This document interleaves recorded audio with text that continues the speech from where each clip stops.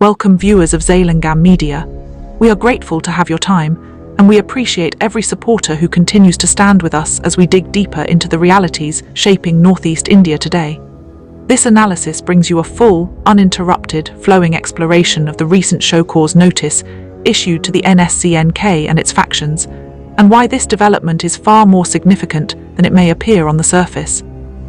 The story begins with a formal legal step, but beneath that one step lies the entire structure of decades-long insurgency, ethnic history, unresolved political aspirations, fractured negotiation processes, state security strategies, shifting alliances, and the evolving realities of the frontier societies in Nagaland, Manipur and Arunachal Pradesh. To understand what this means, we must go beyond the legal document and look at the life, landscape and geopolitics of the region. And it is exactly that deeper picture that we aim to give you here, in a natural, story-like flow that you can listen to, watch, or read without the interruption of headings. On 31 October 2025, the Unlawful Activities Prevention Tribunal under the Gauhati High Court, presided over by Justice Nelson Sailo, issued a show cause notice to the National Socialist Council of Nagaland Kartplang, better known as NSCN K. This notice asked the organisation why it should not be declared an unlawful association under the Unlawful Activities Prevention Act of 1967. This step was triggered by a prior government notification that had already classified NSCNK and its factions as unlawful as of 28 September 2025. What the tribunal did was initiate the official adjudication process, giving the group an opportunity to respond before the ban becomes legally sealed. At first glance, this might look like a procedural step, but if we slow down and examine the context, we begin to see that this single notice is actually the center of a larger circle of forces, histories, interests and consequences. It extends its impact across international borders, tribal identities, insurgent networks, security doctrines and political negotiations that have shaped the Northeast for decades. That is why this moment is significant, and why Zalangam Media is analyzing it for you in a way that goes beyond the standard news summary. The tribunal's action matters because NSCNK is not just one more outfit in the list of Northeast insurgent groups. It is one of the most historically entrenched, geographically mobile, and ideologically hardened insurgent organizations in the region. Founded in 1988 after the split within the original NSCN movement, the Kartplang-led faction carved out a formidable sphere of influence across eastern Nagaland, parts of Manipur, Arunachal Pradesh and adjoining regions in Myanmar. It was known for its sanctuaries across the Myanmar side, its tight cadre discipline, its parallel taxation system, and its participation in coalitions such as the United National Liberation Front of Western Southeast Asia. Its history includes ambushes, underground mobilization, extortion networks and political statements asserting a Naga homeland outside the Indian constitution. To declare such an organization unlawful, or to reaffirm that declaration is not a light matter for the Indian state. It is a message, and that message is being sent from the highest levels of the legal and security apparatus. The timing, the regions included, the tone, and the specific directives all tell us something deeper, that the central government is shifting its approach to insurgency management, particularly in the frontier belt that connects Nagaland, Manipur and Arunachal Pradesh. One of the most interesting aspects of this development is that the tribunal explicitly extended its jurisdiction beyond Nagaland to the states of Manipur and Arunachal Pradesh. This tells us that NSCNK has active presence or networks in those states, especially Arunachal Pradesh, where the outfit has long been known to operate in districts like Turap, Changlang and Longding. This belt touches Myanmar, has limited infrastructure, and has historically served as a corridor for cross-border movement of armed groups. Insurgents from Nagaland and Manipur often used this terrain to regroup, travel, hide out, or conduct activities far from their primary zones of operation. By naming these states, the tribunal is acknowledging the reality of this geographic spread. The notice instructs that it must be served through registered post, newspaper publications, public proclamations, and even broadcasts on All India Radio. This is not only a legal necessity, it is also a deliberate public exercise. When the entire machinery of the state mobilizes in this manner, it becomes more than a communication to the insurgent group. It becomes a message to villagers, townships, local tribal organizations, political elites, allied groups, surrendered cadre networks, and the wider insurgent ecosystem. It tells them, watch closely because the state is updating its strategy. To understand why this is happening now, we must consider the political and security climate of the Northeast. In late 2025, the region has been going through a period where some insurgent groups have engaged in ceasefires and negotiation frameworks, while others have remained active in underground mobilization. NSCN continues to be engaged in dialogue with the government regarding a final settlement. The coup-related conflicts in Manipur have reopened old wounds and introduced new insurgent formations and movements. The situation in Myanmar remains unstable, affecting cross-border dynamics.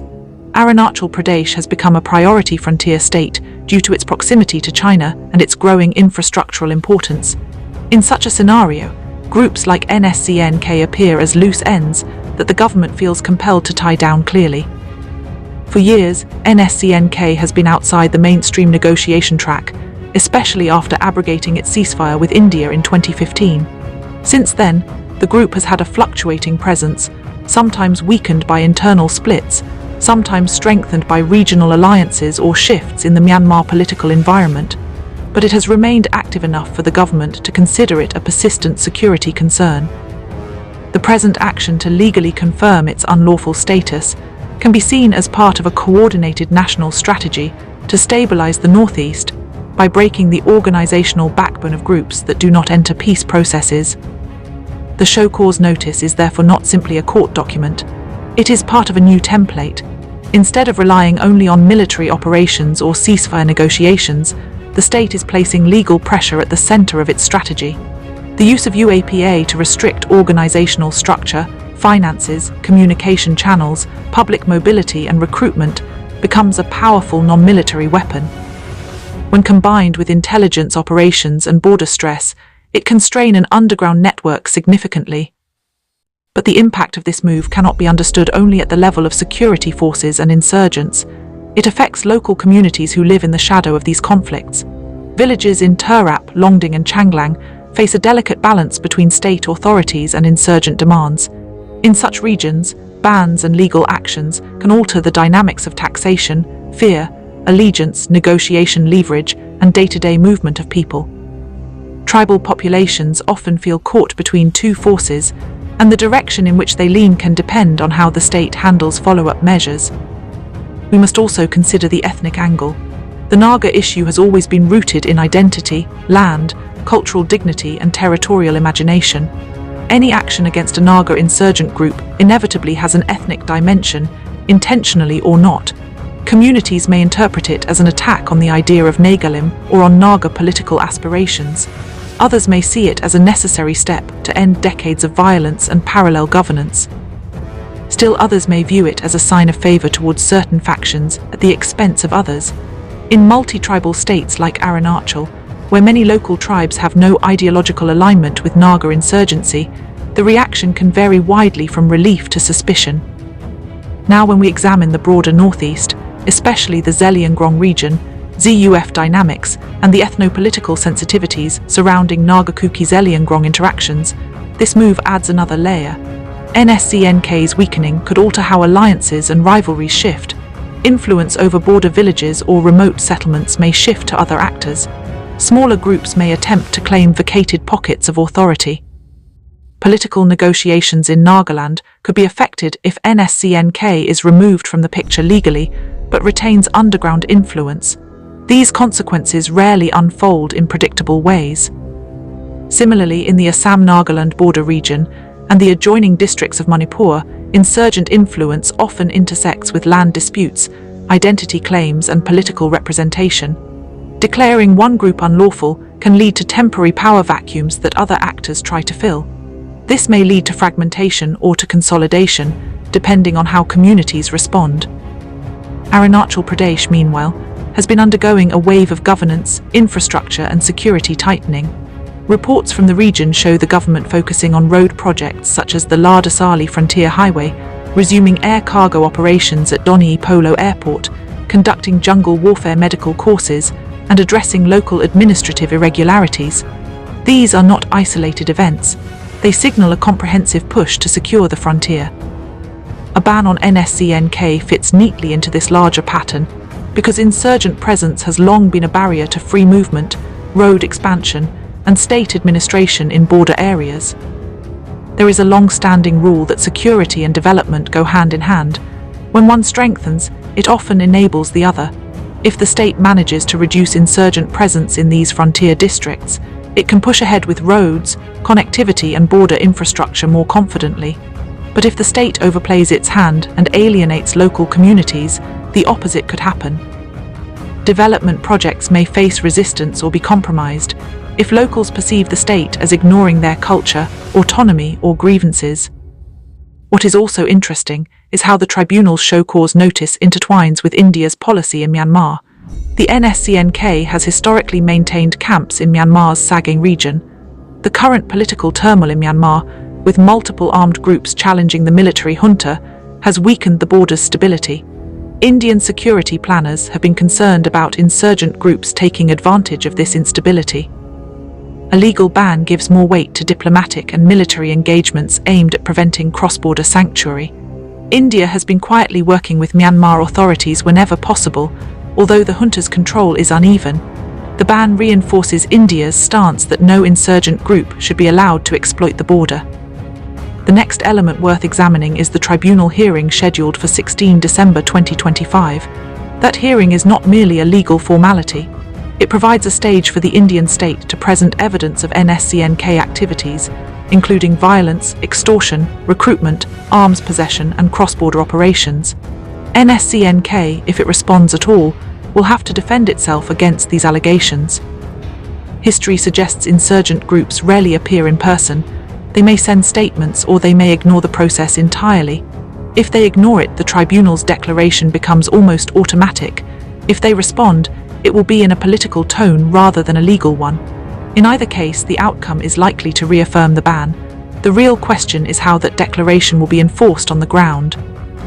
For ordinary citizens of Arunachal, Nagaland and Manipur, the enforcement phase is where daily life is affected. Increased patrols, searches, checkpoints, blockades, furs and detentions may occur. These measures often generate both relief and resentment at the same time. One village may welcome the clampdown, another may fear reprisals or the heavy hand of security forces. Local police forces may become more active in intelligence gathering, and this can unsettle the delicate relationships between local clans, tribal leaders and underground networks. Even in urban centres like Itanagar, Dimapur or Imphal, the ripple effect of such a ban can be felt. Underground taxation networks that stretch across businesses, contractors and transporters may be disrupted, but disruptions also cause tension in business circles. Those previously paying tax to NSCN-K may now face attempts from splinter groups to capture the same revenue stream. Legal bans do not erase underground economies, they shift them. And the shifts are often unpredictable. Politically, this action gives state governments greater leverage. They can use the legal ban to justify stronger law enforcement drives, to demand more support from the centre, to pressure local leaders to distance themselves from underground groups, and to strengthen their own political image.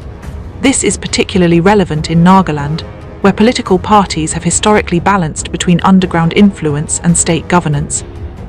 A clear legal ban allows them to adopt a firmer tone without appearing antagonistic to the Naga national movement.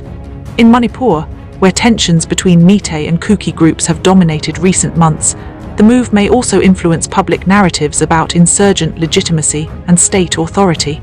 In Arunachal, the government will likely present this as a measure to secure peace and development along the frontier. At the larger strategic level, the ban signals a decisive move from negotiation-heavy approaches to a balanced model where legal, political and security measures work together.